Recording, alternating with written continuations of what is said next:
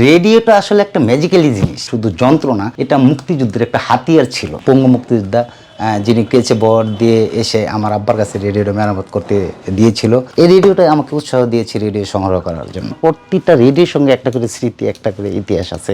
তো আমি বললাম, ভাই জুতাগুলি রেখে দিন, টাকাগুলি রেখে দিন, আমাকে রেডিওটা দিয়ে দেন। রেডিও সত্য, রেডিও এবং ক্যাসেট প্লেয়ার আছে, এটা ফ্যাশনেবল একটা রেডিও। এটা 90 দশকের রেডিও।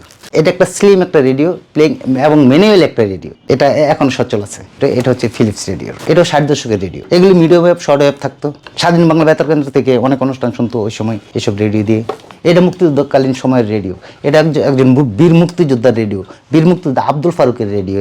রেডিওটা আসলে একটা ম্যাজিক্যালি জিনিস। ছোটবেলা থেকে এটা আমার খুব আগ্রহ ছিল। এটা কোত্থেকে বাজে, কিভাবে কথা বলে, এটার ভিতরে কি ছোট ছোট মানুষ আছে কিনা। অনেক সময় আমি এটার ফাঁক ফুকুর দিয়ে দেখতে চেষ্টা করতাম, গানটা কোত্থেকে আসে, কীভাবে আসে। আসলে ছোটকাল থেকে যেহেতু আমার বাবার রেডিওর দোকান ছিল, রেডিওর মাঝে আমি বড় হয়েছি। বেশ করে শুধু যন্ত্র না, এটা মুক্তিযুদ্ধের একটা হাতিয়ার ছিল, মুক্তিযুদ্ধ সময়কালীন। এটা হচ্ছে ভিউলার একটা রেডিও। এটা হচ্ছে শহীদ বীর মুক্তিযোদ্ধা আবু চেনের রেডিও। আমার বাবার সাথে যুদ্ধ করেছেন, আমার বাবার সহ মুক্তিযোদ্ধা ছিলেন। এটা হচ্ছে সেই বীর মুক্তিযোদ্ধা মতি সরকারের রেডিও, যেটা আমার জীবনের প্রথম আমি সংগ্রহ করেছিলাম। এটা 80-82 দিকে সংগ্রহ করেছিলাম। পঙ্গু মুক্তিযোদ্ধা যিনি কেচে বর দিয়ে এসে আমার আব্বার কাছে রেডিওটা মেরামত করতে দিয়েছিল, এবং আমি খুব কৌতূহলী হয়েছিলাম এই রেডিওটি দেখে। এই রেডিওটা আমাকে উৎসাহ দিয়েছে রেডিও সংগ্রহ করার জন্য। এটা হচ্ছে বীর মুক্তিযোদ্ধা গিয়াসউদ্দিন মাস্টার, ওনার বাড়ি হচ্ছে কুমিল্লা। উনি প্রয়াত হয়েছে কিছুদিন আগে। উনি প্রয়াত হওয়ার আগে এই রেডিওটা উনি আমাকে দিয়েছে। এটাও আমি এক্সচেঞ্জ করে রেখেছিলাম, একটা ঘড়ি দিয়ে ওনার কাছ থেকে রেডিও কালেকশন করেছিলাম। এটা হচ্ছে ফিলিপসের করাচি ফিলিপ বলে। এটা হচ্ছে আমার জীবনের প্রথম রেডিও সংগ্রহ করা। এটা হচ্ছে সেই বীর মুক্তিযোদ্ধা মতি সরকারের রেডিও, যেটা আমি ময়মনসিংহ হালুয়াঘাটের কাছাকাছি একটা বাজার, দুরাইল বাজার বলতো, সেই বাজার থেকে আমি কালেকশন করেছিলাম। যেটা পঙ্গু বীর মুক্তিযোদ্ধা মতি সরকারের রেডিও। এটা আমার প্রতিটা রেডিওর সঙ্গে একটা করে স্মৃতি, একটা করে ইতিহাস আছে।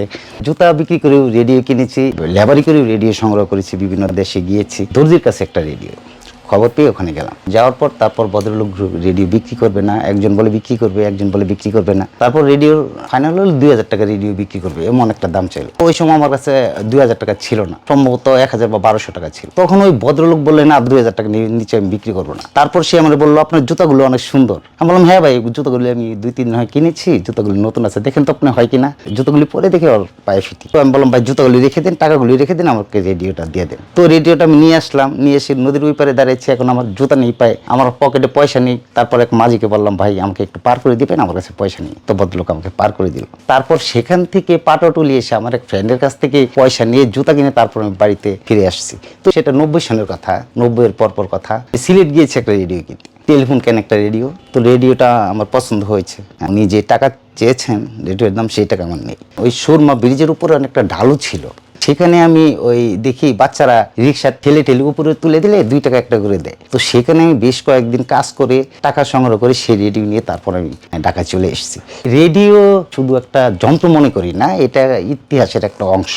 ইতিহাস বিজড়িত রেডিওগুলি নিয়ে, যেগুলির সাথে আমাদের মুক্তিযুদ্ধের সাথে সম্পৃক্ত আছে, যেগুলি আমাদের ইতিহাসের সাথে সম্পৃক্ত আছে, যেগুলি আমাদের কালচার, আমাদের সৃষ্টির সাথে সম্পৃক্ত আছে, সেসব রেডিওগুলি নিয়ে ভবিষ্যৎ প্রজন্মের কাছে আমি পরিচয় করে দিতে চাই। কারণ ইতিহাস শুধু বইয়ের পাতায় বন্দি থাকলে ইতিহাস বেঁচে থাকবে না। ইতিহাস বেঁচে থাকবে যদি সেটাকে আমরা শুনি, সেটাকে বুঝি, এবং বর্তমান সময়ের সাথে যদি সেটাকে মিলিয়ে দিই, ইতিহাস বেঁচে থাকবে বলে আমার বিশ্বাস।